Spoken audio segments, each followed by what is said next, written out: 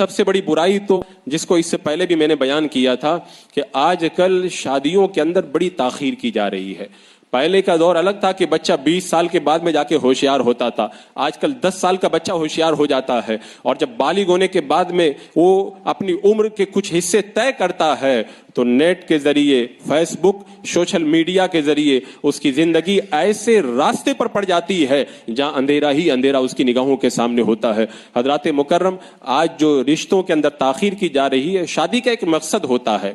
جب ہم رشتوں کے اندر تاخیر کریں گے وہ شادی کا مقصد جو ہے وہ ختم ہو کر کے رہ جاتا ہے.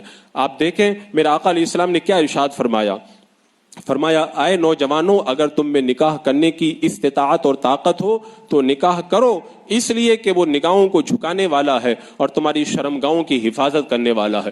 آج بیماریاں ہزاروں کی تعداد میں ہمارے نوجوانوں کے جسموں میں گھر کر جاتی ہیں اور بڑھاپے سے پہلے ہی وہ بوڑھے ہو جاتے ہیں. اس کی ایک بڑی وجہ یہ ہے کہ ہم نے ان کی شادیوں کے اندر تاخیر کی. اب یہ بھی ایک الگ عنوان اور ٹاپک ہے, شادی میں تاخیر کیوں ہوتی ہے. بہت ساری وجوہات ہیں. کچھ لوگ کہتے ہیں ہمارا بچہ پڑھ رہا ہے. میں کہتا ہوں کیا پڑھائی اور شادی کا آپس میں کیا ٹکراؤ ہے کیا؟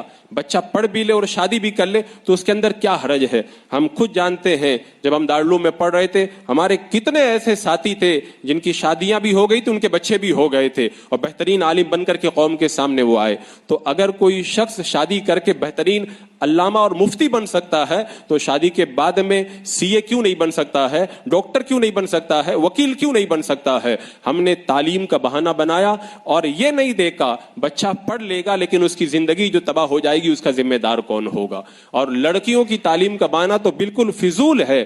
کس نے تم سے کہا ہے کہ لڑکیوں کو بے حیائی کے ذریعے جو ہے وہ تعلیم دے کر کے ان کی شادیوں کے اندر تاخیر کرو؟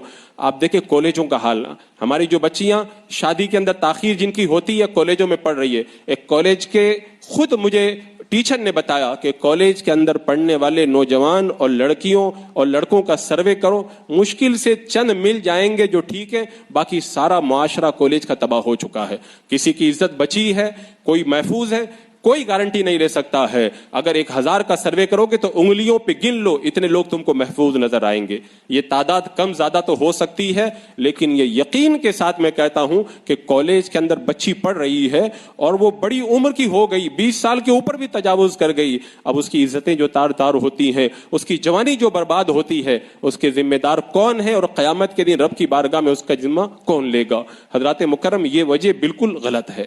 دوسری جو بڑی وجہ بتائی جاتی ہے کہ ابھی تنگ دستی کا شکار ہے بچہ, پہلے سیٹل ہو جائے تب جا کر کے شادی کریں گے. میں کہتا ہوں اللہ تعالیٰ نے سیٹل ہونے کا طریقہ ہی یہی بتایا ہے. قرآن میں کیا فرمایا؟ شادی کر دو, ان یکونوا فقراء یغنیہم اللہ من فضلہ. شادی کر دو, اگر وہ غریب ہے تو اللہ تعالیٰ اس کو غنی بنا دے گا.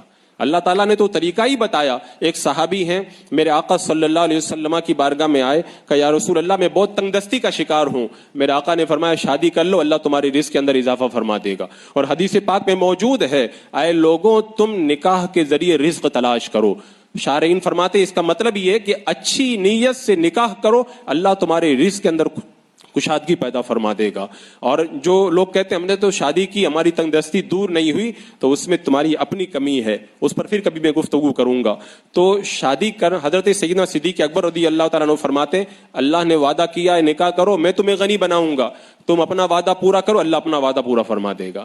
تو یہ تو سیٹل ہونے کا سب سے اچھا طریقہ ہے کہ بندہ نکاح کرے, اللہ تبارک و تعالیٰ اس کو سیٹل بنا دے گا. اور ایک بڑا بہانہ یہ لیا جاتا ہے کہ جو میری بہن کی شادی کرنا بھی باقی ہے, ابھی جو ہے وہ میرے بھائی کا بھی رشتہ باقی ہے اور اس کا رشتہ باقی ہے, دوسرے لوگوں کے رشتوں کو لے کر کے اب ظاہر سی بات ہے وہ تمہاری بہن 20 سال کی ہے, تم 30 سال کے ہو گئے ہو, اب تم اس کا رشتہ تلاش کرتے کرتے 40 سال کے ہو جاؤ گے, تم کو رشتہ کون دے گا؟ یہ بھی ایک غلط بہانہ ہے. اللہ کے رسول علیہ السلام نے ارشاد فرمایا تمہیں کوئی رشتہ ملے, دین اور اخلاق سے تم مطمئن ہو تو نکاح کر دو, ورنہ زمین کے اندر بڑا فساد ہوگا. تم اپنی بہن اور اپنے بھائی کے لیے انتظار کر رہے ہو اور تمہارے ذریعے معاشرے کے اندر جو فساد پیدا ہو رہا ہے اس کا ذمہ دار کون ہوگا؟ تو یہ بہانہ بھی سرے سے غلط ہے کہ مجھے اپنی بہن کی شادی کرنی, تم اپنی کرو, اللہ تعالیٰ اس کے لیے بھی کوئی راستہ پیدا فرما دے گا. اسی طرح ایک بڑا بہانہ یہ بھی بنایا جاتا ہے, بلکہ بہانہ کیا, یہ تو آج کل لوگوں کا ذہن بن گیا ہے, کہتے ہیں کہ ابھی رشتہ نہیں مل رہا. رشتہ تو بہت مل رہا, آپ کو کیوں نہیں مل رہا؟ اس لیے نہیں مل رہا ہے کہ آپ جو رشتہ تلاش کر رہے ہیں وہ رشتہ آپ کو زمین پہ نہیں ملے گا, آسمان پہ ڈھونڈنے کے لیے جانا پڑے گا. آپ کی جو مانگ ہے, آپ کی جو ڈیمانڈ ہے, آپ جو چاہتے ہیں, ایسے رشتے جو ہیں وہ زمین کے اندر سڑکوں پہ نہیں ملا کرتے. آپ کی ڈیمانڈ تو خوابوں والی ڈیمانڈ ہے, وہ تو خواب ہی میں آپ کو میسر آئے گی. اور آپ نے یہ نہیں دیکھا زندگی ایک بار ملتی ہے اور جوانی جب گزر جاتی ہے دوبارہ لوٹ کر کے نہیں آتی ہے. تم مالدار اور بڑے رشتے کی تلاش کے اندر اپنی زندگی اور اپنی جوانی کو تباہ کر کے رب کی بارگاہ کے اندر کیا منہ لے کر کے جاؤ گے؟